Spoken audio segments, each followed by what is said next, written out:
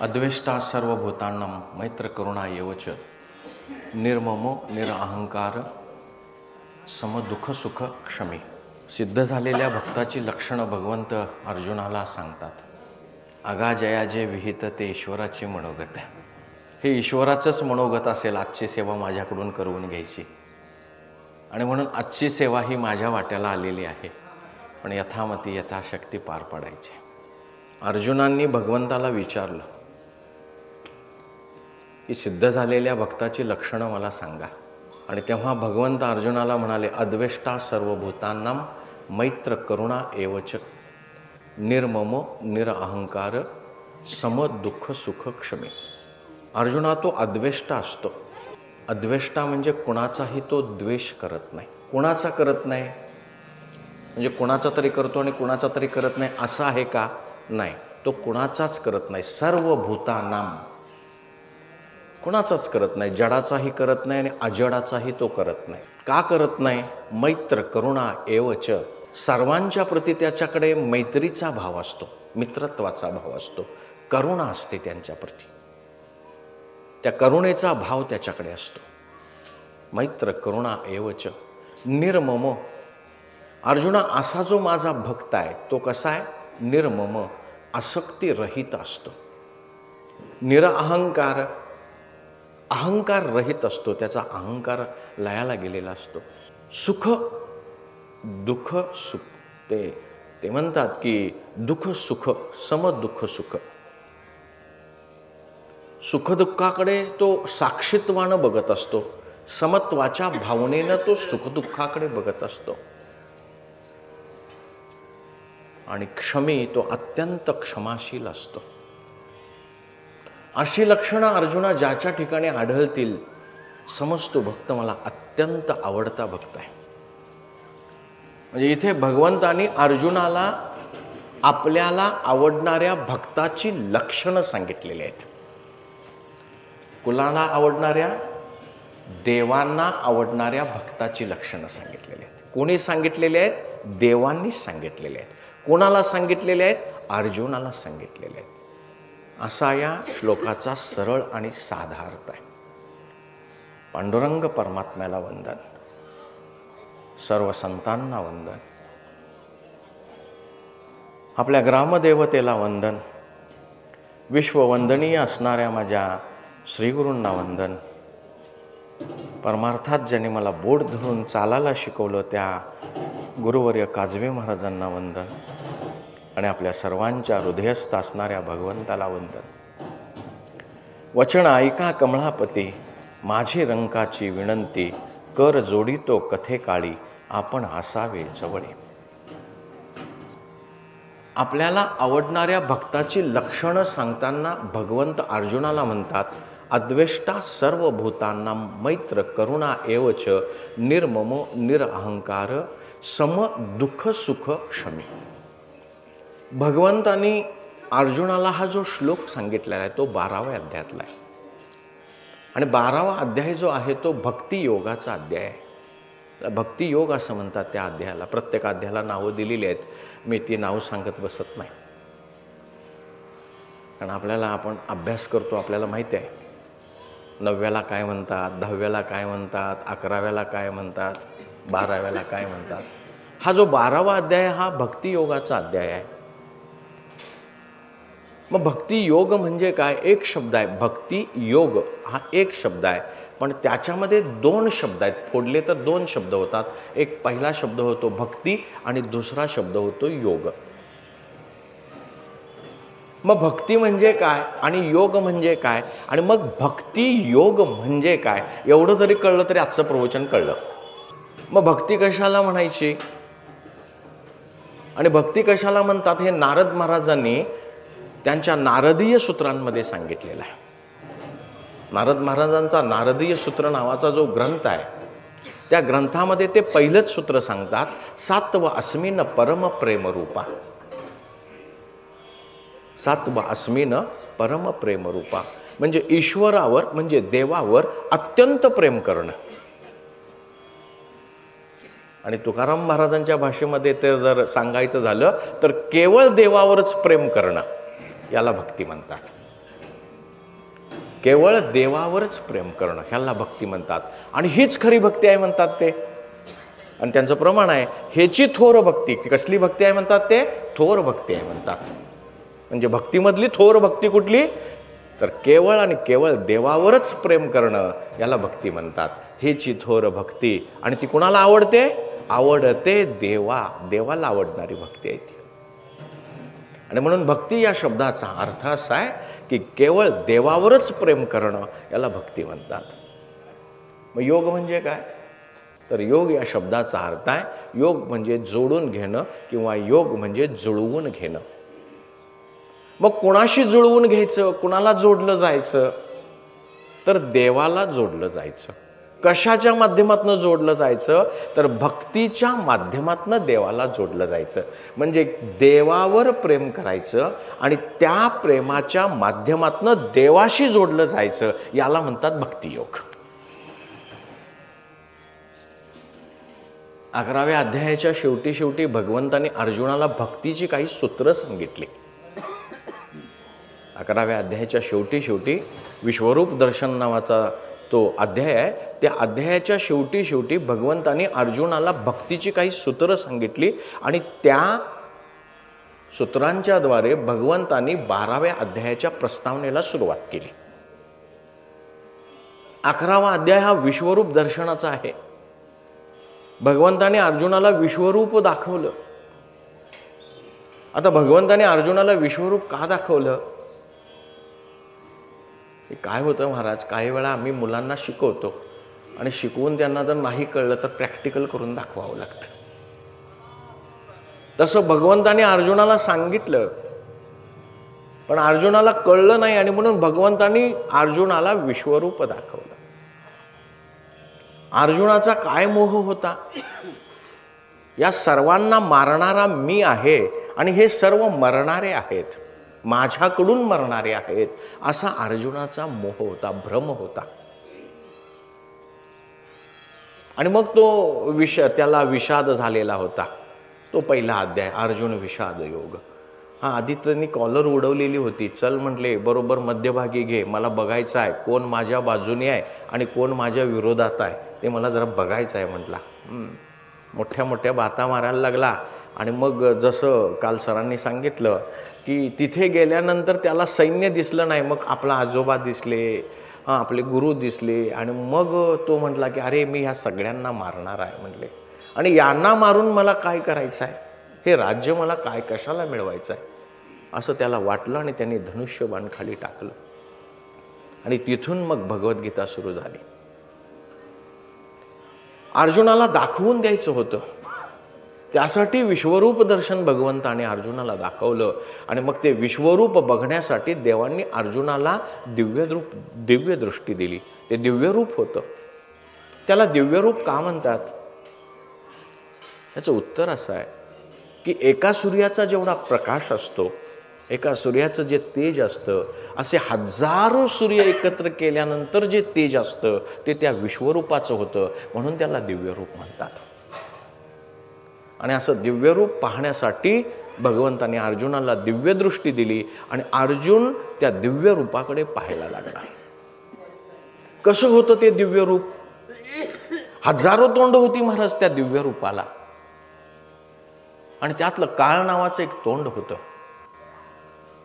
या काळ नावाच्या तोंडामध्ये 17 अक्षौहिणी सैन्य, 18 अक्षौहिणी, दुर्योधनाकडचे 11 आणि अर्जुनाकडचे 7, 18 असे 18 अक्षौहिणी सैन्य आपोआप त्याच्या तोंडामध्ये चाललेले होते.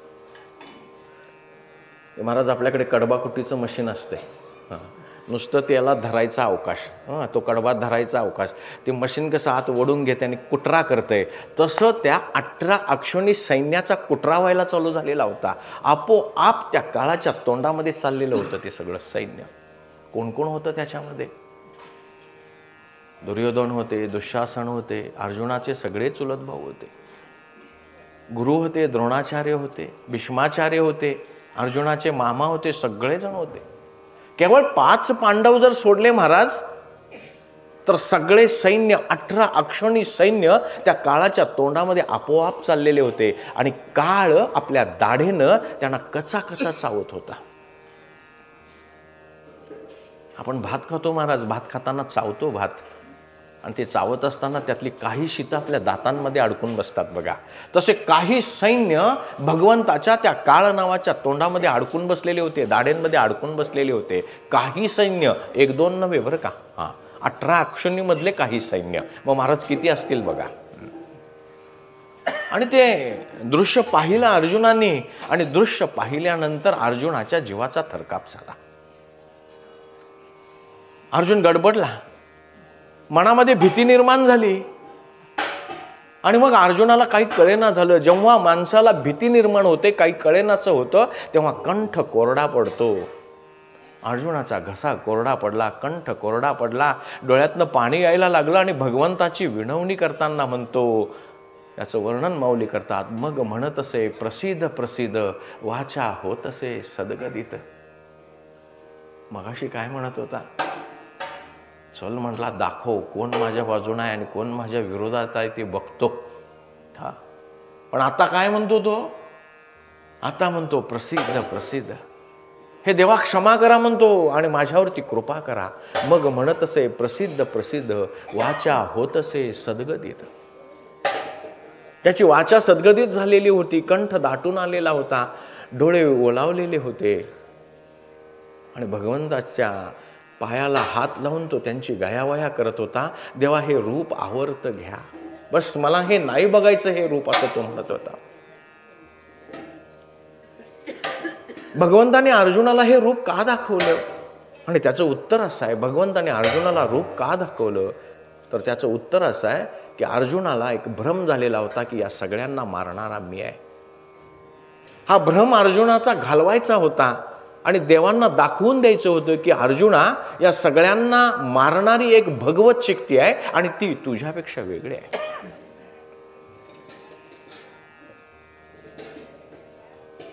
अर्जुन गडबडला आणि देवांना कळलं की अर्जुनाला कळलेलं आहे. अर्जुन देवांना म्हणतोय की देवा मला क्षमा करा आणि हे रूप आवर्त घ्या आणि मला ते रूप दाखवा. आता ते रूप दाखवा म्हणजे कुठलं रूप दाखवा? भगवंताची 2 रूप प्रसिद्ध आहेत. एक माणूस रूप म्हणजे तुमच्या माझ्यासारखं रूप. विश्वरूप तरी भगवंतांनी फक्त अर्जुनालाच दाखवलं आणि आत्ताच दाखवलेलं आहे. संजय यांनी ते पाहिलं, व्यासांच्या आशीर्वादाने त्यांनी पाहिलं, पण दाखवलं मात्र कुणी भगवंतांनी कुणाला? अर्जुनालाच दाखवलं. विश्वरूप तरी हा नको म्हणतो आणि माणूस रूप तर त्यांनी पाहिलेलंच होतं. त्यांनीच काय पेंद्यापासून यशोदामाईपर्यंत राधा मातेपर्यंत सगळ्यांनी ते पाहिलेलं होतं. मग अर्जुन भगवंतांना कोणतं रूप दाखवा म्हणतो? मला ते रूप दाखवा म्हणतो. ते रूप कुठलं आहे? किरीटनम गदिनम चक्रम हस्तमी. जेव्हा मला ते रूप दाखवा, शंख चक्र गदा पद्म सहित करी. तो एका हातो म्हणतो भगवंतांना, तो म्हणतो देवा एका हातामध्ये शंख आहे, एका हातामध्ये चक्र आहे, एका हातामध्ये गदा आहे आणि दुसऱ्या हातामध्ये काय आहे? कमलदल आहे. आणि पितांबर धारी नेसलेलं असं जे तुमचं रूप आहे ना भगवंता, मला ते रूप बघायचं आहे, मला ते रूप दाखवा. बस भक्ताची इच्छा पूर्ण करणारा हा देव आहे. आणि भगवंताने आपलं विश्वरूप आवर्त घेतला आणि अर्जुनाला चतुर्भुज रूप दाखवलं. 4 भुजा असलेलं रूप भगवंताने अर्जुनाला दाखवलं. आणि मग संजय पुन्हा वर्णन करतो, भूत्वा पुन्हा सौम्य वपू महात्मा. आणि भगवंताने पुन्हा आपलं सौम्य रूप धारण केलं. म्हणजे भगवंताने अर्जुनाला पहिल्यांदा विश्वरूप दाखवलं. विश्वरूप दाखवल्यानंतर अर्जुन गयावया करायला लागला, तो घाबरला. आणि मग भगवंताने अर्जुनाला चतुर्भुज रूप दाखवलं. आणि चतुर्भुज रूप दाखवल्यानंतर भगवंत पुन्हा माणूस रूपामध्ये आले. आणि देव जेव्हा माणसाच्या रूपामध्ये आले तेव्हा अर्जुन म्हणला, भगवंता आत्ता जरा मला बरं वाटायला लागलंय, माझे डोकं आत्ता ठिकाणावर आले बघ म्हणला. आणि महाराज आपण जसं हसला ना तसे देव पण हसले. देव हसल्यानंतर अर्जुनांनी भगवंताला प्रश्न केला, का हसलास सांग. अर्जुन हुशार आहे बरं का. तो हुशार आहे म्हणूनच आपल्याला भगवद्गीता मिळाली आणि म्हणून उपकार आहेत त्या अर्जुनाचे आपल्यावरती. त्यांनी भगवंताला विचारलं, का हसलास तेवढं सांग. आणि मग भगवंत म्हटले, अरे अर्जुना, हे जे चतुर्भुज रूप आहे, ज्या रूपाची तुला प्राप्ती झालेली होती, हे चतुर्भुज रूप सुदुर्दशम, अत्यंत दुर्लभ आहे म्हणतात ते. आणि असं अत्यंत दुर्लभ असलेलं रूप तुला प्राप्त झालेलं होतं म्हणतात. आणि तो आता काय म्हणत होता, माझं आत्ता जरा डोकं ठिकाणावर आलं बघ. आणि हे जे रूप आहे, चतुर्भुज जे रूप आहे अर्जुना, हे चतुर्भुज जे रूप आहे, या चतुर्भुज रूपाची प्राप्ती देवतांना सुद्धा होत नाही म्हणतात ते. सुदुर्दशम, अत्यंत दुर्लभ आहे म्हणतात ते चतुर्भुज रूप. एका हातामध्ये चक्र आहे, दुसऱ्या हातामध्ये गदा आहे, तिसऱ्या हातामध्ये शंख आहे आणि चौथ्या हातामध्ये कमलदल आहे. पिवळं पितांबर नेसलेले भगवंताचं हे जे चतुर्भुज रूप आहे ना, ते अत्यंत दुर्लभ आहे असं म्हणतात. देवतांना सुद्धा ह्याची प्राप्ती होत नाही. देवतांना का प्राप्ती होत नाही? त्याचं उत्तर असं आहे, देवतांच्याकडे देवत्व आणि पद यांचा अभिमान असतो आणि जिथे अभिमान असतो तिथे देव नसतो. वेळेअभावी मी कथा नाही सांगत, मला पुढे जायचं आहे. देव निराभिमानी आहेत आणि मग देवांना चुकून सुद्धा जरा सुद्धा अहंकार सहन होत नाही. म्हणून अत्यंत भूक लागून सुद्धा ते दुर्योधनाच्या घरी नाही जेवले. भूक लागलेली होती, लक्षात ठेवा. दुर्योधनाने तर जेवणाचा बेत घातलेला होता, पण नाही जेवले. काकांच्याकडे गेले. काका घरी नव्हते आणि मग काकीने काय केलं, देवांना पाहता क्षणी काय झालं, त्या देहबान हरपले आणि देवांना केळ चारण्यासाठी हात पुढे केला आणि काकीने आपणच केळ खाल्लं आणि साल देवांना चारायला लागल्या. आणि ते साल सुद्धा देव मिटक्या मारत खायला लागले बरं का. हा, विदुर काका आले आणि काकांनी पाहिलं काकी काय करते, केळ खाते आणि देवांना साल देते खायला आणि देव पण मिटक्या मारत खातात. देवांनी मिटक्या मारत का खाल्लं? अहंकार नव्हता महाराज. काकींच्याकडे अहंकार नव्हता. इकडे मी जेवण केलंय, कसलं, पुरी बासुंदीचं मी. आणि देव म्हणले मला नाही भूक. आणि काकींना काय म्हणतात, अस्सल ते वाढ, काय शिळं पाक अस्सल ते वाढ म्हणतात. म्हणून देवता आणि देवत्व, मी जे देवता आहेत ना त्यांना त्या पदाची अभिमान असतो, म्हणून त्यांना ते काय नाही होत, प्राप्त होत नाही. भगवंत म्हणतात की अर्जुना, हे माझं जे चतुर्भुज रूप आहे ना, या चतुर्भुज रूपाची प्राप्ती वेदपठणांनीही होत नाही म्हणतात. म्हणजे वेदकर्मांनी होत नाही म्हणतात. या चतुर्भुज रूपाची प्राप्ती म्हणजे यज्ञकर्मांनी होत नाही म्हणतात.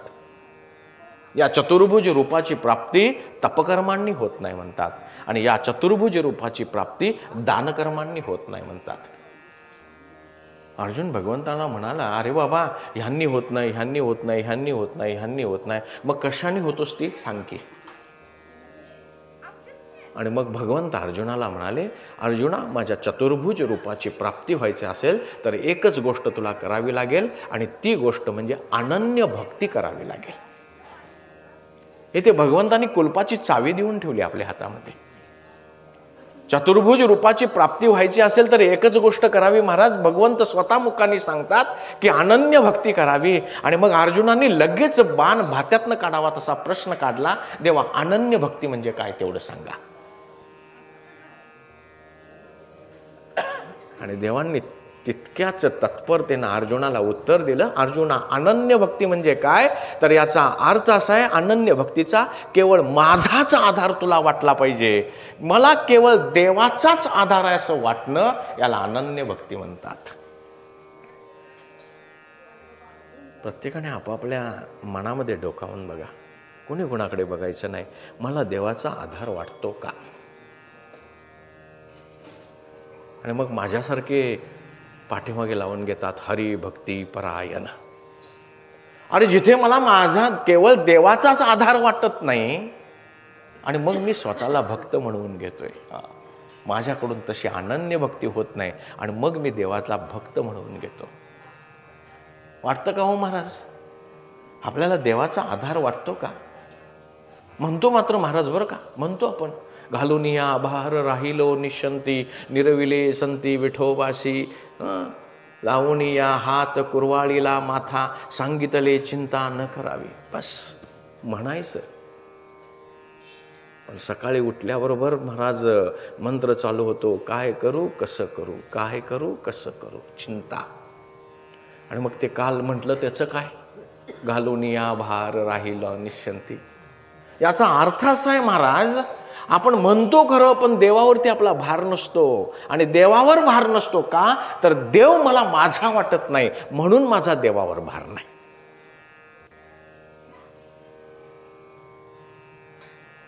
मग मला देव माझा वाटावा असं वाटायचं असेल तर काय करावं?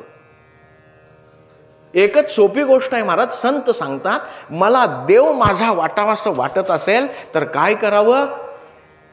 देवापुढं उभं राहावं आणि सारखं म्हणावं, काय, देव माझा, देव माझा, देव माझा, मी देवाचा.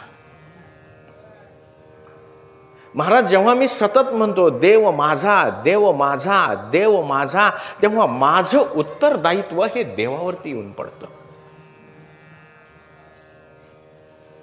बापू नातू आहे घरात ना, काय म्हणतात, बापू माझा, बापू माझा म्हणतात ना. बापूंचा हात खिशाकडे जातो की नाही? चॉकलेट द्यायला नातवाला आपोआप जातो, बरोबर का? नातवांनी मागायचा अवकाश लगेच काढून देतो, बरोबर ना? का?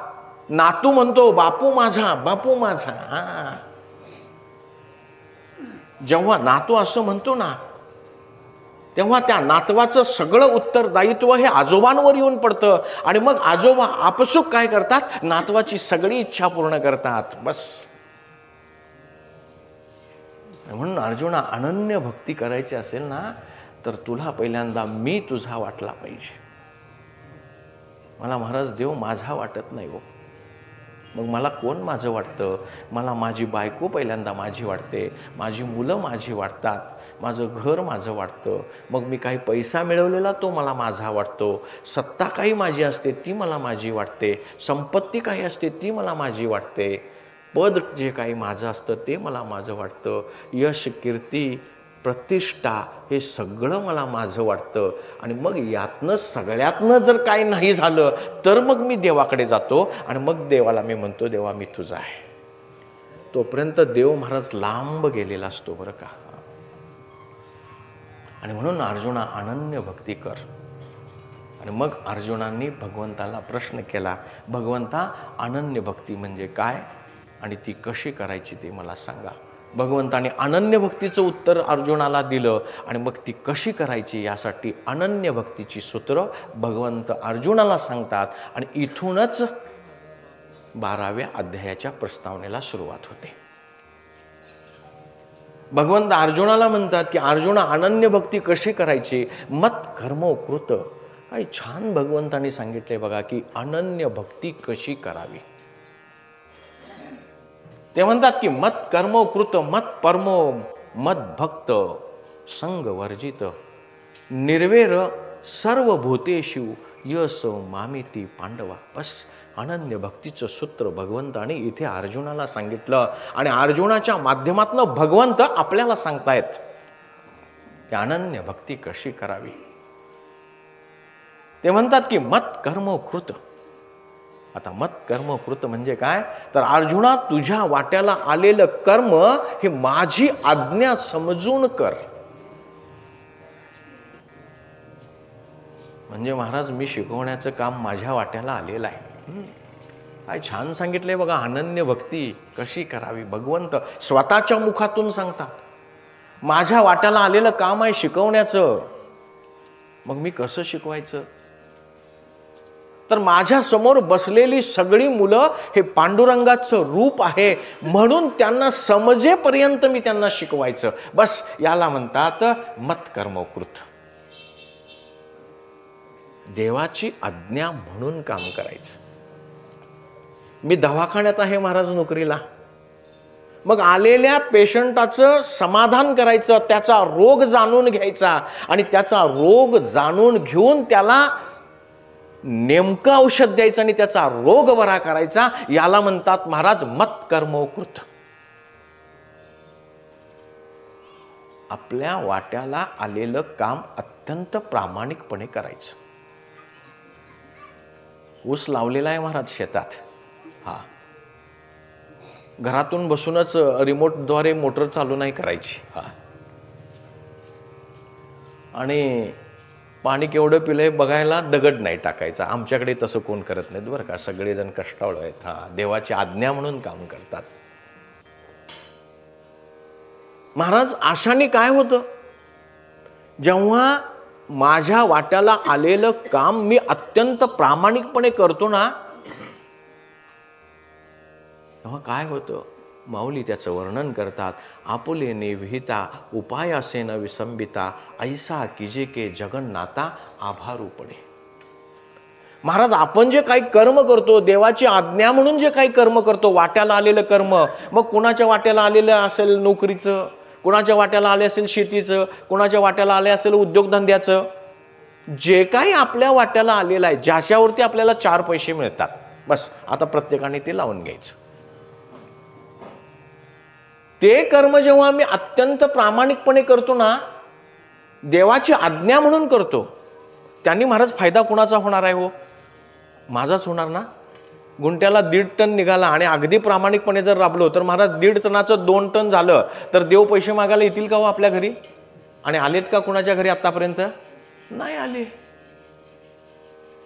मग तो फायदा कुणाचा झाला? माझाच झाला की. पण मी जेव्हा माझ्या वाट्याला आलेलं काम मी अत्यंत प्रामाणिकपणे करतो, तेव्हा त्याचं काय होतं माऊली सांगतात या ओवीद्वारे. आपुलेने विहिता उपायासेन विसंबिता ऐसा कीजे के जगन्नाथा आभारू पड. आभारू पडे म्हणतात. मी केलेल्या अत्यंत प्रामाणिकपणाचं जे काम आहे त्याचं ओझं देवाच्या डोक्यावरती पडतं महाराज. आणि अरे बाबा, हे माझ्या डोक्यावर कुणाचं ओझं आहे म्हणून बघायला देव पत्ता शोधत शोधत यमग्यामध्ये येतो महाराज. आली की नाही? कांदा मळा भाजी अवघी विठाई माझी. पंढरपूरला गेले होते महाराज ते कधीच गेले नव्हते बरं का. पण देव त्यांच्या मळ्यामध्ये आले आणि मग ते पुढे म्हणाले, मोठ नारा विहीर दोरी अवघी व्यापली पंढरी. म्हणजे मी जेव्हा अत्यंत प्रामाणिकपणे कर्म करतो, त्या प्रामाणिकपणे केलेल्या कर्माचं ओझं देवाच्या डोक्यावरती पडतं आणि देव माझ्या घरी पत्ता शोधत येतो. याला म्हणतात मत कर्मोकृत. कारण त्यांनी तो प्रसन्न होतो आणि आपल्या कर्माने देव प्रसन्न होणं याला म्हणतात मत कर्मोकृत. मत परमो. आपण जन्माला माणसाच्या आलोय बरं का, आणि माणसाच्या जन्माला आलोय तर आपलं एकच ध्येय आहे, परमध्येय आहे. कुठलं? यशोधन महाराज साखरेंनी परवाच सांगितलं, आयुष्याच्या साधने सच्चिदानंद पदवी घेणे. तो सच्चित आनंद परमात्मा मीच आहे याचा अनुभव घ्यायचा आहे महाराज. आणि हेच आपलं या जन्मातलं परमध्येय आहे. याच्यासाठी पैसे खर्च करावे लागत नाहीत महाराज. महाराजांनी त्या चिंतनामध्ये सांगितलं, काही खर्च करावा लागत नाही. जन्मा आलियाचे फळ काही करावे सुफळ. काय सुफळ करावं? जन्माला आलायस म्हणून तो देव मी आहे याचा अनुभव घ्यायचा. विटेवरती उभा असणारा भगवान परमात्मा जो सगुण साकार रूपात आहे, असा सगुण साकार रूपात असणारा भगवान परमात्मा निर्गुण निराकार स्वरूपामध्ये माझ्या आत आहे, हृदयामध्ये आहे. तैसा हृदयामध्ये मी रामू. आणि असा हृदयामध्ये असणारा राम तो मीच आहे याचा अनुभव घेणं हे ध्येय आहे महाराज आपलं. भगवंत अर्जुनाला म्हणतात की अर्जुना, मनुष्य जन्मामध्ये तू आलायस ना, तर तुझं ध्येय हेच असलं पाहिजे बाबा, मत परमो. ते पुढे जाऊन सांगतात मत भक्त. अर्जुना तू माझा भक्त हो म्हणतात. इथे महाराज माझी गाडी थांबली. देव मला असं का म्हणले? अर्जुनाला सांगतात. याचा अर्थ असा आहे महाराज, अर्जुनाच्या माध्यमातून ते मला सांगतात. प्रत्येकाने आपल्याला लावून घ्यायचं आहे. मग देव मला म्हणतात की तू माझा भक्त हो. आणि मग मगाशी मी सांगितलं की मी माझ्या नावाच्या पाठीमागे लावतो काय, हरी भक्त परायण, वेदांत केसरी, आणखीन काय काय काय काय काय काय बरंचसं लावतो बरं का. माफ करा, मला कोणावर टीका नाही करायची. अरे बाबा, देव तरी इथे म्हणतात तू माझा भक्त हो, आणि मी काय लावतो वेदांत केसरी, डबल केसरी आणि काय काय काय काय. मला नाही आठवत बरं का तसलं काय. मी स्वतःला भक्त म्हणून घेतो आणि मला तर देव म्हणतात की तू भक्त हो. आता ह्यातलं कोणाचं खरं, माझं खरं का देवाचं खरं? मी स्वतःला भक्त म्हणून घेतो आणि देव मला म्हणतात की तू भक्त हो. काय महाराज, कॉलेजमध्ये पोरं उद्धट असतात, दंगा करतात. आम्ही त्यांना शिकवायला जातो तेव्हा ते दंगा करत असतात. तेव्हा त्यातल्या काही पोरांना आम्ही म्हणतो, एखाद्या पोराला घेतो आणि त्याला म्हणतो, अरे इकडे काय. तो म्हणतो काय हो सर, अरे जरा शाण्यासारखा वाग की. मी त्याला काय म्हणतो, जरा शाण्यासारखा वाग की. याचा अर्थ काय महाराज, माझ्या दृष्टीनं तो काय नाही आहे, शहाणा नाही आहे. म्हणून मी त्याला म्हणतो शाण्यासारखा वाग. आहे का तो? असता तर मी म्हटलं नसतं तू वाघ. मग मी भक्त आहे का महाराज? लावून घ्यायचं प्रत्येकाने आपापल्याला. मी आहे का भक्त महाराज? मग मी जर भक्त असतो तर भगवंतानी मला म्हटलं नसतं मदभक्त, माझा भक्त हो. आणि मी भक्त नाही आहे महाराज त्यांचा. मग प्रश्न पडतो मी कुणाचा भक्त आहे? आणि मग मी कुणाचा भक्त आहे? मी देवाचा भक्त नाही तर मी देवीचा भक्त आहे. आणि देवीचा भक्त या शब्दाचा अर्थ आहे, मी आता ते आपल्याला कळलं, आपण हसला म्हणजे कळलं. आता जास्त विश्लेषण करत बसत नाही त्याचं. मी देवीचा भक्त आहे. आणि म्हणून भगवंत मला म्हणतात की मद भक्त अर्जुना, माझा भक्त हो. म्हणजे इथे भगवंतांनी 3 गोष्टी आपल्याला करायला सांगितलेल्या आहेत महाराज. आणि पुढे भगवंत 2 गोष्टी करू नकोस म्हणून सांगतात. संग वर्जित म्हणतात. संग या शब्दाचा अर्थ आहे आसक्ती. आसक्ती टाकून दे म्हणतात ते. सगळ्या संतांनी महाराज हेच सांगितलेलं आहे आपल्याला. प्रपंचामध्ये राहून परमार्थ करायचा असं जेव्हा संत आपल्याला सांगतात तेव्हा संतांचं चिंतन हे असंगत्वाला डोळ्यासमोर ठेवूनच असतं महाराज. म्हणून ते म्हणतात न करी रे संग राही रे निश्चळ, लागोने दी मळ ममतेचा म्हणतात. असं का म्हणतात महाराज? ते संग करू नकोस म्हणतात, आसक्ती करू नकोस म्हणतात आपल्याला. आपला विषय चाललाय बरं का महाराज, अनन्य भक्ती कशी करायची. आणि आपला मुख्य विषय आहे देवाला आवडणाऱ्या भक्ताची लक्षण आपण सांगायला. पण आता आपण कुठे आलोय? अनन्य भक्ती कशी करायची हे आपण आपला विषय चाललाय. संत सांगतात आपल्याला की न करी रे संग, संग करू नकोस म्हणतात. का नको करूच म्हणतात? याचं उत्तर आहे असं महाराज, जिथे संग असतो तिथे स्मरण असतं.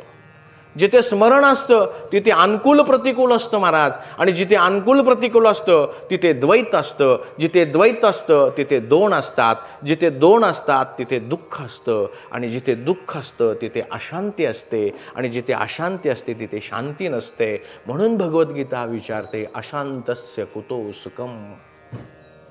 अशांत माणसाजवळ सुख नसतं महाराज. आणि म्हणून याचं एक कारण आहे, आपण सुखी नाही, सुखरूप नाही. याचं एकच कारण आहे, म्हणजे आपण सगळे माझ्यासह आपण अशांत आहोत. शांत असतं तर महाराज मी इकडे आलोच नसतो बरं का. मी माझ्या घरात निवांत त्या शांतीचा आनंद घेत बसलो असतो. मी इथे येऊन प्रवचन देतो याचा अर्थ आहे महाराज की मी पण तसाच आहे, अशांतच आहे. आणि मग याचं कारण काय? संग. मग संतांना मी विचारलं महाराज संग कसा टाकायचा तुम्हीच सांगा. तुम्ही तर म्हणता की संग करू नकोस, मग संग कसा टाकायचा ते तुम्ही मला सांगा. आणि मग संतांनी त्याचं छान चिंतन सांगितलं महाराज, कसा संग टाकायचा, कशी आसक्ती टाकायची. माझा एक मित्र आहे महाराज, तो छान छान कपडे घालतो बरं का, ब्रँडेड कपडे घालतो, खूप छान कपडे घालतो. हा, घालावं की नको घालावं? घालावं बरं का, ज्याची ऐपत आहे त्यांनी घालावं, पण दुसऱ्याला नावं ठेवू नये. तो मला नेहमी म्हणतो कोंडेकर सर तुमची ना साधीच कपडे असतात. मग काय म्हणतो, माझी बघा कशी ब्रँडेड कपडे आहेत. हा, असं असं दाखवतो आणि मला बरं का, बघा माझी कशी ब्रँडेड कपडे आहेत. मी म्हटलं हो हो महाराज, मनातल्या मनात म्हटलं, हां उघड नाही बोललो बरं का, हां परमार्थ मनातच करायचा असतो. मी म्हटलं हो हो महाराज बरोबर आहे म्हटलं, तुम्ही ब्रँडेड कपडे घालता मान्य आहे म्हटलं, पण शेवटी मांजरपाट असतं नशिबात एवढं लक्षात ठेवा म्हटलं. महाराज आपण ब्रँडेड कपडे घालतो, पण शेवटी आपल्या नशिबामध्ये काय असतं, उधारीचं मांजरपाटाचं कापड असतं. बस ते उधारीचं मांजरपाटाचं कापड जर लक्षात ठेवलं ना महाराज, तर त्या ब्रँडेड कपड्याची आसक्ती नाही वाटत, घालायचं बरं का. हा ते ब्रँडेड कपडे घालायची, पण लक्षात ठेवायचं सगळ्यात शेवटी ह्याला काय मिळणार आहे, उधारीचं मांजरपाटच याच्या नशिबात आहे. एवढं लक्षात ठेवलं ना महाराज, मग वरती कुठलीही कपडे असली, कसलाही रंग असला, तरी आतल्या पांडुरंगाकडे लक्ष मग कायम राहणार आहे. लक्षात ठेवा, आसक्ती जाणार आहे कपड्याची. घर माझं म्हणतो, बरोबर ना हो, मी तरी सारखं म्हणतो बरं का, घर माझं, घर माझं, बांधलंय नवीन, माझं घर, माझं घर, माझं घर. पण महाराज माझ्या घराने केव्हा मला नाही म्हटलं की माझा मालक, माझा मालक, माझा मालक, असं कधीच नाही म्हटलं. म्हणतं का हो, टीव्ही माझी मी म्हणतो, हा दिसल ती वस्तू म्हणतो ही माझी, हा ते माझं. त्यांनी कधीच म्हटलं नाही हा मालक माझा. मी नेहमी म्हणतो घर माझं, घर माझं. पण मी जेव्हा शनिवारी रात्री घराकडे येतो ना, तेव्हा माझी अपेक्षा आहे हो, घराने एकदा तरी म्हणावं आला मालक माझा, आला मालक माझा. घरानं म्हणावं हो, पण घर अद्याप म्हणत नाही बरं का महाराज, की मालक माझा, मालक माझा. मग माझं घर कुठलं, मग माझं घर कुठलं. आणि महाराज माझं घर कुठलं, गावाच्या बाहेर जे आहे ना, बस जिथे शेवटी मला नेतात ते माझं घर आहे बरं का. हा आणि म्हणून या घरामध्ये राहायचं, 2 मजली असेल तर 3 मजली करायचं बरं का. करायचं नाही असं नाही, करायचं. चांगल्या चांगल्या टाईल्स लावायच्या, हा छान छान सगळं नटवायचं घराला. पण लक्षात ठेवायचं माझं शेवटचं घर कुठं आहे, गावाच्या बाहेर आहे. हे जर घर कायम डोक्यामध्ये असेल ना महाराज, तर मग घराची आसक्ती राहत नाही बरं का. मग घरात राहून घराच्या बाहेर कायम असतो आपण. पाण्यात राहून जसं पाण्याच्या बाहेर असतो ना आपण, ते कमलदल असतं ना ते, ते भिजत नाही बरं का महाराज. का भिजत नाही, आसक्त नाही म्हणून भिजत नाही बरं का. गाडीतून फिरायचं रामभाऊ महाराज, हा गाडी घेतली फिरायचं बरं का. हा नक्की फिरायचं. हा याच्याही पेक्षा चांगली मिळाली तरी फिरायचं. आणि सुतार महाराज दिसले की हात काढायचा आणि म्हणायचं महाराज रामकृष्ण हरी म्हणायचं. हा म्हणायचं बरं का, करायचं ते. हा कीर्तनाला जाताना गाडीतून जायचं, प्रवचनाला जाताना गाडीतून जायचं, आणि कुठे जाताना गाडीतून जायचं. नसली आपल्याला ऐपत ना, तर दुसऱ्याच्या गाडीत बसून जायचं. हा तर कीर्तन प्रवचन करायचं बरं का, गाडीतनं जायचं, गाडीतनं फिरायचं महाराज. प्रवास करायचा, पण डोक्यात कायम ठेवायचं माझी शेवटचा प्रवास चौघांच्या खांद्यावरून आहे, हे डोक्यात कायम ठेवायचं महाराज. तो प्रवास जर लक्षात राहिला ना आपल्या, तर मग गाडीची आसक्ती नाही वाटत. लक्षात ठेवायचं. धनलाभच्या गादीवरती झोपायचं महाराज, मऊ मऊ गादीवरती झोपायचं. आता मी गादीवरती बसलोय बरं का, मऊ मऊ गादी. हा महाराज लक्षात ठेवायचं, शेवटची माझी गादी कुठली आहे, कडबा. ते कडबाच बापू कडबाच लावतात ना वरती. ते असे पुढारी पुढे असतात ना, म्हणजे त्यांना माहित असते ते. तो कडबाच असतो की वरती. हा तो कडबा हीच माझी गादी आहे, कारण शेवटी माझ्या नशिबामध्ये तेच आहे. आणि असं जर महाराज जर नेहमी सतत चिंतन जर त्याचं राहिलं, तर आसक्ती राहत नाही बरं का आपली. किती छान संत सांगतात हो. ह्याला पैसे पडतात का हो महाराज? अहो हीच भक्ती आहे. भगवंत सांगतात, भगवंत संग करू नकोस म्हणतात. त्या 5 गोष्टींमधलं एक गोष्ट आहे की संग करू नकोस म्हणतात. आता हे मनामध्ये चिंतन ठेवायला पैसे पडतात का आपल्याला? भगवंत पुढे जाऊन म्हणतात की अर्जुना वैर करू नकोस म्हणतात. निर्वैर सर्वभूतेषु कुणाबरोबरही करू नकोस, जडाबरोबरही करू नकोस आणि अजडाबरोबरही करू नकोस म्हणतात. का वैर करू नकोस? शास्त्र असं सांगतं की ज्याचं चिंतन आपल्याकडून होतं तेच आपल्या नशिबात येतं.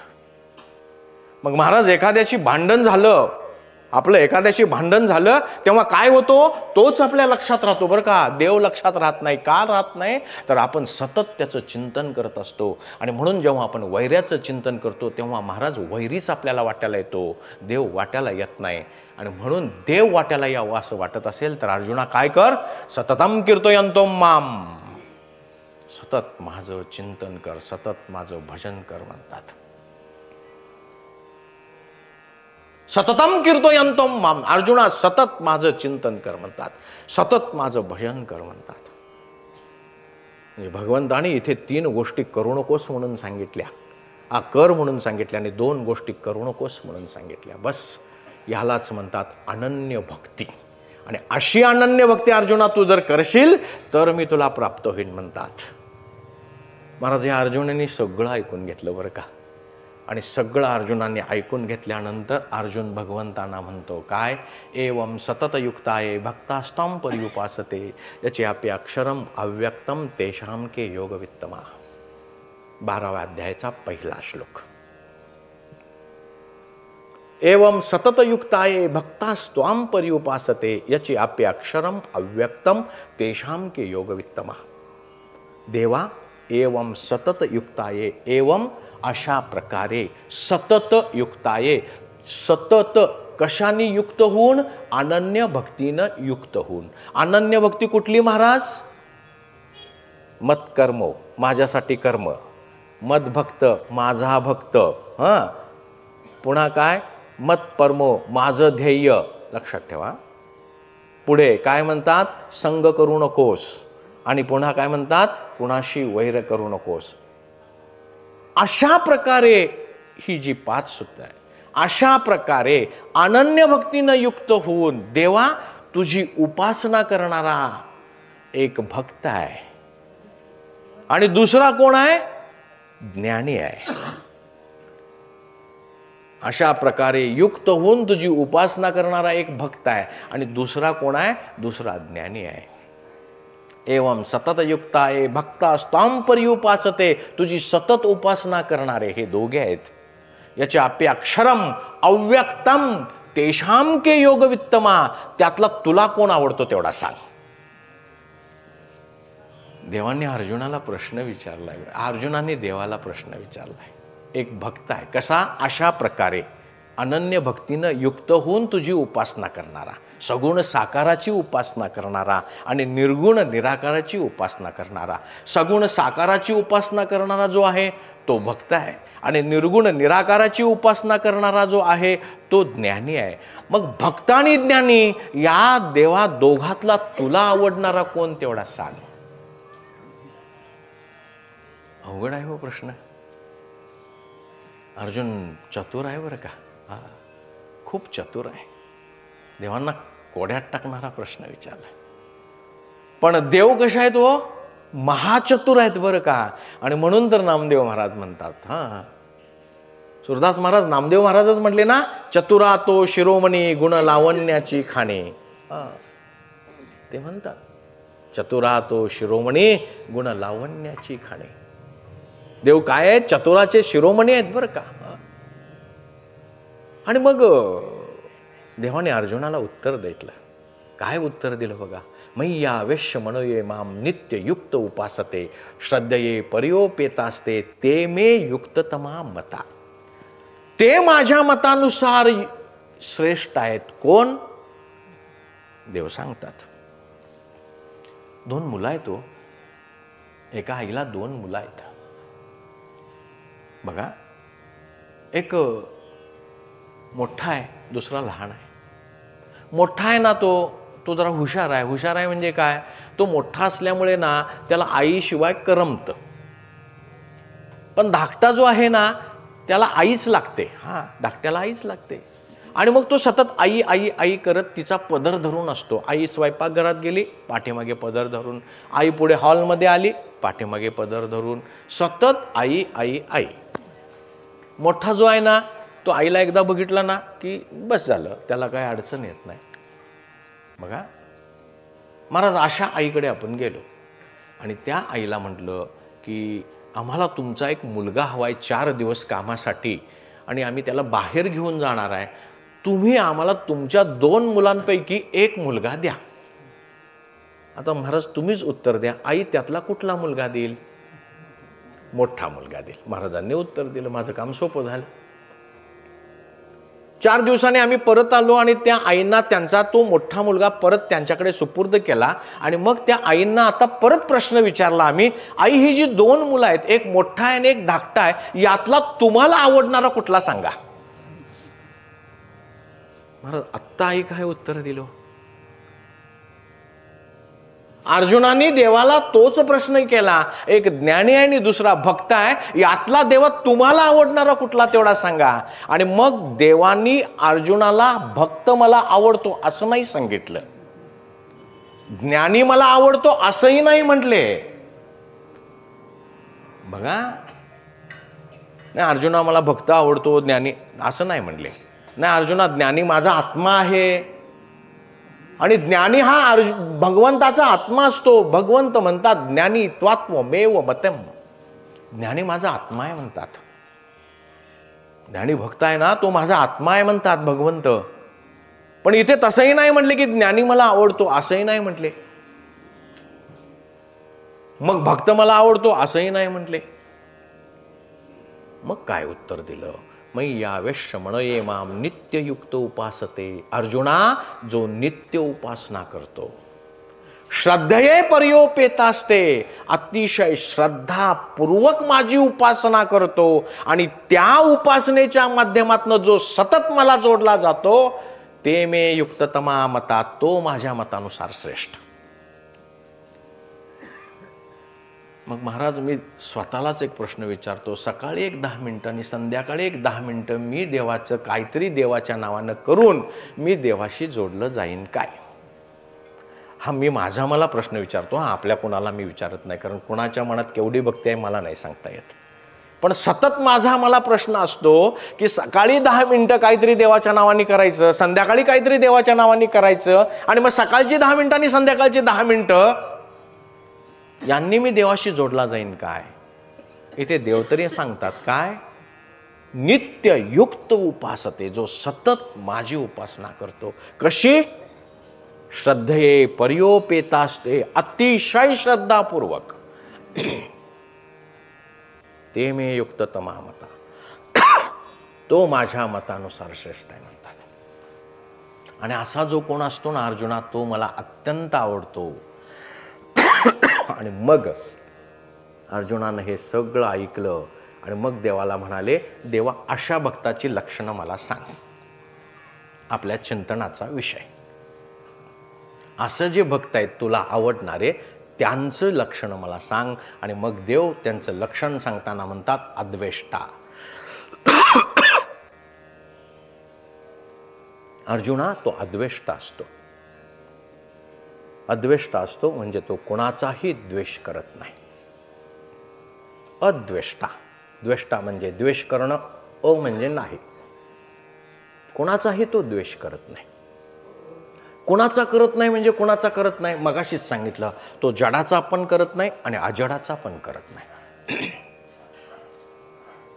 आपण सगळे करतो महाराज द्वेष, आपण सगळे करतो. कसं करतो तुम्हाला कळेल, सांगितलं की कळेल. द्वेष म्हणजे काय हो महाराज? महाराजांना वाटतं हो कोंडेकर सरांनी परमार्थाला आयुष्य वाहून घेतलंय आणि खूप चांगला माणूस आहे, यांना वाटतंय. हा मी आहे की नाही मला माहित नाही, यांना वाटतंय. मग हे काय करतात? माझं काहीतरी कल्याण व्हावं म्हणून माझ्यासाठी काहीतरी सतत करत असतात, चांगलं करत असतात. पण ह्यांना वाटतंय, ह्यांना तसं वाटत नाही हा, पण उदाहरण म्हणून सांगायला लागलोय. पण ह्यांना काय वाटतंय, कोण कोंडेकर सर टेकूजीराव असं काय लागून गेला एवढा प्रवचनकार, म्हणून हे काय करतात, ह्यांना सारखं आडवं आणतात, आडकाठी करतात, ह्यांच्यात आडकाठी घालतात. मला सांगा महाराज, अशा वेळी माझ्या मनात यांच्याबद्दल चांगली भावना असेल का वाईट भावना असेल? चांगली भावना असेल का वाईट भावना असेल? ती जी भावना असते ती चांगली नसते बरं का महाराज. आणि अशी जी भावना असते त्याला द्वेष म्हणतात. मग आपण नित्य करतो की नाही हो लोकांचा द्वेष? मी तरी करतो बरं का. हो, इथे गादीवरती आहे, आपण द्वेष करतो महाराज. पण अर्जुना, मला आवडणारा भक्त कुणाचाही द्वेष करत नाही. आणि मग अर्जुनाने भगवंताला विचारलं, भगवंता, तुला आवडणारा भक्त कुणाचा द्वेष का करत नाही? आणि त्याचं उत्तर तुकाराम बाबा देतात की अर्जुना, आम्ही कुणाचा द्वेष करत नाही. का करत नाही? ते म्हणतात की ज्या सगळ्यांच्याकडे मी बघतो ना, तो मीच मला वाटतो. ते काय म्हणतात बघा, मी ज्याच्याकडे पाहावं तो मला मीच वाटतो. चोखामेळा सांगतात, नवल वाटले देव कोंडाटले मागे पुढे. अरे आम्हाला सगळेजण देवच दिसतात, मला मात्र हे दिसतात बरं का, यांचं शरीर दिसतं.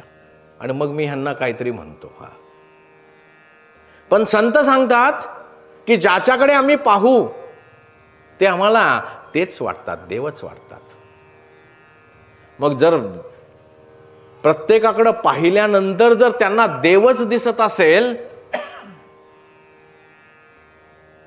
तर समजा मी ह्यांचा द्वेष केला महाराज, तर तो कुणाचा द्वेष झाला? देवाचा झाला का ह्यांचा झाला? आणि मग मी ह्यांना काय करायचं, इकडे देवाला पूजायचं आणि ह्यांना छळायचं. एका पूजी एका छळी देव नाही तया जवळी. म्हणून महाराज आपण देवाचे लाडके होऊ शकत नाही. लक्षात आलं काय बघा. पण तो जो सिद्ध झालेला भक्त आहे, त्याची देहभावना निघून गेलेली आहे. हा देह म्हणजे मी असं आपण सगळेजण समजतो, पण सिद्ध झालेला भक्त देह म्हणजे मी असं तो समजत नाही आहे. तर या देहाच्या आत असणारं जे तत्व आहे, जे जन्माला येत नाही म्हणून म्हातारं होत नाही, म्हातारं होत नाही म्हणून मरत नाही, असं न मरणारं जे तत्व आहे त्याला आत्मा म्हणतात. आणि तो आत्मा मी आहे असं त्यांचा दृढ निश्चय झालेला असतो. आणि त्या आत्म्यालाच विठ्ठल असं म्हणतात. आणि म्हणून माझ्यामध्ये जसा आत्मा आहे तसा यांच्यामध्ये आत्मा आहे, यांच्यामध्ये सुद्धा आहे. नाही, आपल्या सर्वांचा आत्मा एकच आहे. ईश्वर सर्वभूतांनाम हृदयशर्जुन तिष्ठती, भगवद्गीता सांगते. ईश्वर नावाचं भूत सगळ्यांच्या अंतःकरणामध्ये आहे. तैसा हृदयामध्ये मी रामू, सर्वांगठी राम देहा देही एक. त्या सर्वांच्या देहामध्ये एकच राम नावाचं तत्व आहे महाराज. आणि ते तत्व, त्या तत्वाचा अनुभव त्या सिद्ध भक्ताला आलेला असतो, म्हणून तो कुणाचा द्वेष करत नसतो. पण आपल्याला महाराज अनुभव आलेला नसतो, म्हणून मला हे महाराज वाटतात बरं का. आणि मग समजा ह्यांनी मला माझे काहीतरी 100 रुपये बुडवले, तर मी ह्यांना 100 रुपये म्हणून ओळखतो. यांनी काय बुडवलेले नाहीत बरं का. नाहीतर ते काय होईल, प्रवचन बाजूला राहील आणि 100 रुपयेच लक्षात राहतील. ह्यांनी काही बुडवलेले नाहीत बरं का. पण आपल्याला लक्षात काय राहतात, यांचं नाव गाव काय लक्षात राहतं का? नाही 100 रुपये. मग मी म्हणतो बघा ते 100 रुपये चाललेत. का? अनुभव नाही आहे आपल्याला, त्या तत्वाचा अनुभव आलेला नाही आहे. आणि सिद्ध झालेला भक्त आहे ना, त्या भक्ताला त्या तत्वाचा अनुभव आलेला आहे. आणि म्हणून तो महाराज कोणाचा द्वेष करत नाही आहे, कारण सगळीकडे त्याला देवच दिसतोय महाराज.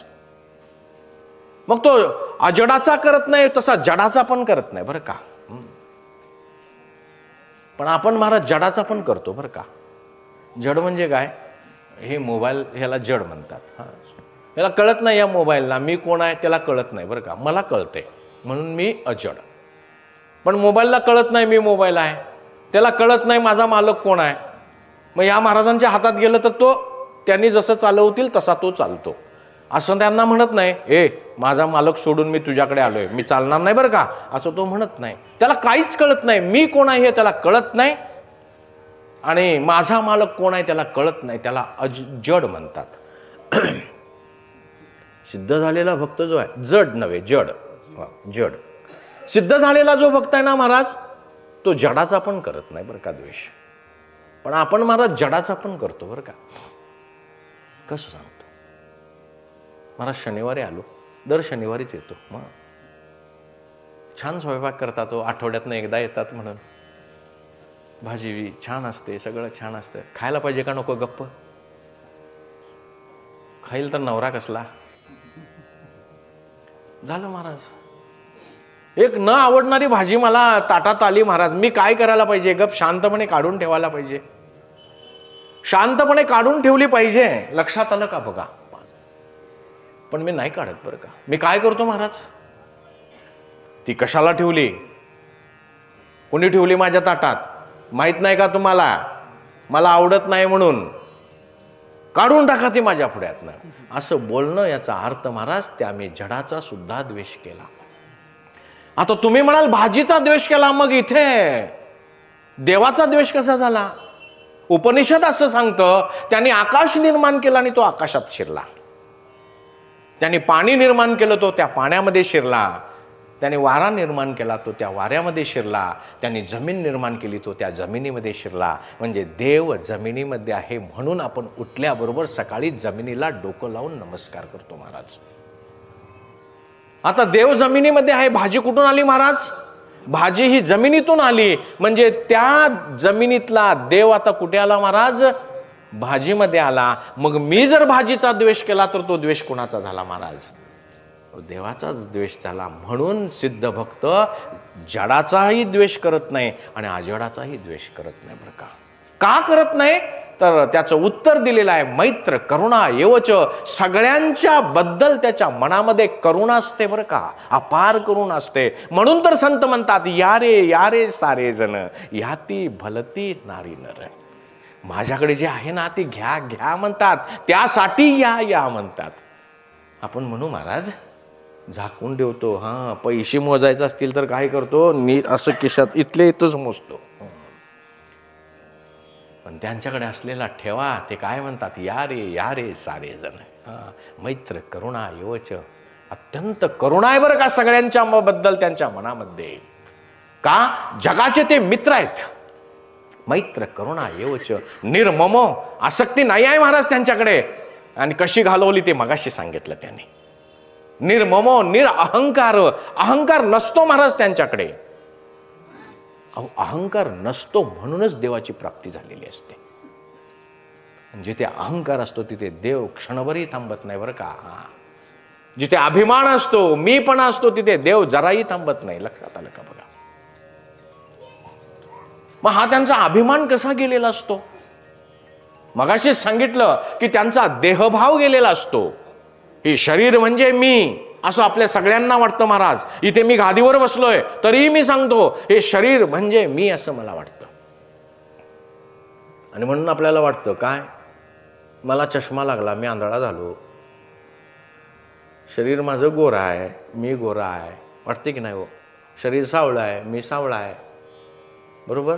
शरीर लंगडं झालं, मी लंगडा झालो. शरीर म्हातारं झालं, मी म्हातारा झालो. शरीर मरणार, मी मरणार, असं वाटतं की नाही हो महाराज? पण हा देह म्हणजे मी, हा जो देहभाव आहे तो देहभाव त्यांचा गेलेला असतो. आणि या देहाच्या आत जो आत्मा आहे, ज्याला चैतन्य असं म्हणतात, या उपाधी माझी गुप्त चैतन्य असे सर्वगत. हे जे चैतन्य आहे या उपाधीमध्ये, या शरीरामध्ये जे चैतन्य आहे, जे गुप्त रूपानं सर्वत्र संचार करतंय, त्या चैतन्याला आत्मा असं म्हणतात. तो आत्मा मी आहे असा त्यांचा दृढ निश्चय झालेला असतो महाराज. आणि म्हणून शरीराला मी म्हणतो, यांच्या शरीराला तू म्हणतो. इथे शरीर म्हणजे मी असा त्यांचा भावच गेलेला असतो. म्हणून मी आणि तू यांची बोळवण झालेली असते महाराज. मी तू पणाची झाली बोळवण. एका जनार्दनी श्री दत्त ध्यान. महाराज दत्तगुरु त्यांना प्राप्त झालेले असतात. म्हणजे त्यांना विठ्ठलाची प्राप्ती झालेली असते, म्हणजे त्यांना भगवंताची प्राप्ती झालेली असते, म्हणजे त्यांना शिवाची प्राप्ती झालेली असते. आणि ते स्वतःला शिव म्हणून घेत असतात, म्हणजे ते स्वतःला आत्मा समजत असतात. मग मी जसा आत्मा आहे तसा माझ्यामध्ये असलेला आत्मा यांच्यात आहे. आणि यांचा आणि माझा आत्मा कसा आहे? एकच आहे बरं का. संयोजकांना विनंती आहे बरं का, फक्त 2 मिनिटं द्या. माझा आणि यांचा आत्मा एकच आहे असं ते समजत असतात, दृढ निश्चय झालेला असतो आणि त्यामुळे ते सगळ्यांच्यावरती प्रेम करत असतात. आणि प्रेमाचं एक लक्षण आहे महाराज, शास्त्र सांगतं, जेवढं मी प्रेम दुसऱ्यावरती करतो तेवढा माझा अहंकार निघून जातो. अहंकार घालवायला काही करावं लागत नाही. अहंकार घालवायचा असेल तर एकच काम करावं महाराज, सगळ्यांच्यावर प्रेम करावं. आणि म्हणून त्यांचा अहंकार गेलेला असतो.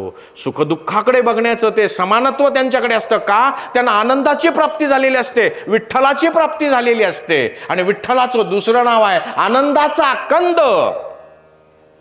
त्या आनंदाची प्राप्ती त्यांना झालेली असते. आणि आनंदाची एक व्याख्या आहे महाराज, जिथे सुखही नाही आहे दुःखही नाही आहे, असं सुख दुःख विरहित जी अवस्था असते त्या अवस्थेला आनंद म्हणतात. तो आनंद महाराज त्यांना प्राप्त झालेला असतो. आणि त्यांची एक ठाम समजूत, दृढ निश्चय झालेला असतो. सुखदुःख कुणाला महाराज? शरीराला. आणि शरीर जे मला मिळालेलं आहे ते सुखदुःख भोगण्यासाठीच मिळालेलं आहे. आणि म्हणून सुखदुःखाचा आणि शरीराचा संबंध आहे, त्याचं त्यांनी बघून घ्यावं. म्हणून कबीर महाराज म्हणाले, कुत्ता जाणे और चमडी जाणे. आणि ते महाराज अत्यंत क्षमाशील असतात. कसे क्षमाशील असतात? मंबाजीनं तुकाराम महाराजांना मारलं हो, खूप मारलं. का मारलं केव्हा तरी प्रवचनात सांगेन मी. द्वेष करतात बरं का माणसं, जी अशांत असतात ते शांत असणाऱ्या माणसाचा द्वेष करतात. तुकाराम महाराज अत्यंत शांत होते.